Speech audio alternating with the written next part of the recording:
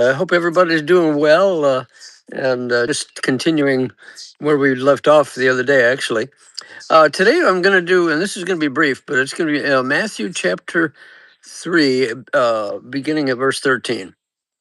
Then Jesus came from Galilee to the Jordan to be baptized by John. But John tried to deter him, saying, I need to be baptized by you, and do you come to me?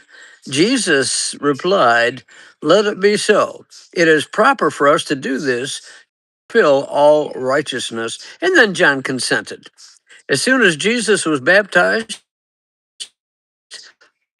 he went up out of the water. At that moment, heaven was opened, and the Spirit of God descending like a dove, lightning on him. And a voice from heaven said, This is my Son, whom I love. With him I am well pleased. I think King James says, This is my beloved Son. Anyway, bottom line is that uh, John the Baptist, I mean, here he's a rough, tough guy. We talked about this the other day. He's just a rough, tough guy and eats locusts and wild honeys, and he's quite a guy, really. And the Lord chose him. So here he is. It comes time to where he's feeling inadequate for the task. It comes time to be baptized. And instead of Jesus baptizing John, Jesus said, Hey, you're going to baptize me. And John's going, Whoa, wait a minute.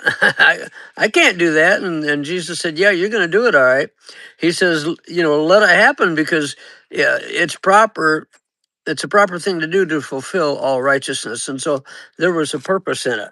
And so, how many times have you felt inadequate for something that you have been asked to do?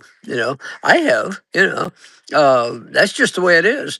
And a lot of times I step out in faith and do things that I really feel inadequate to do, and I just feel, well, it's the right thing to do. So I guess by golly, I better hang in and get her done. So and it works. It works. The Lord just always seems to give us what it takes. Doesn't mean it's always easy.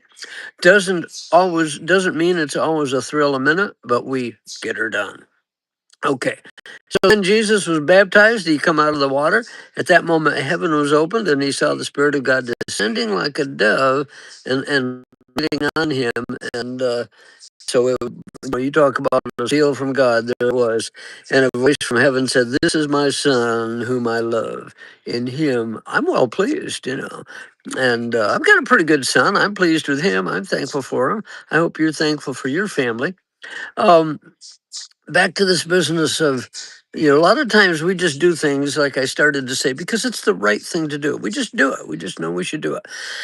Now that leads me, as before we wrap this up, to ask you a question. What are you going to do today?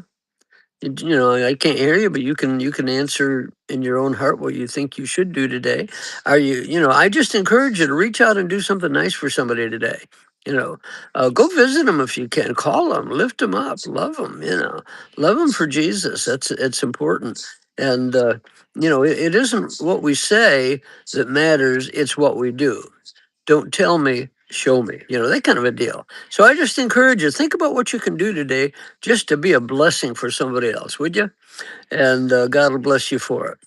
Well, speaking of blessing, I started out first thing this morning. I got up about 5 o'clock. It's supposed to be warm today, so I went outside and started doing some cleanup.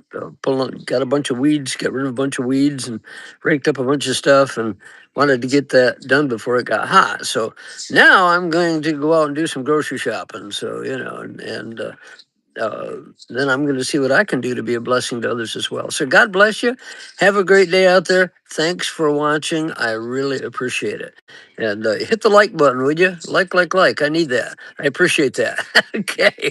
God bless you, folks. Okay. Take care. All right. Bye bye now.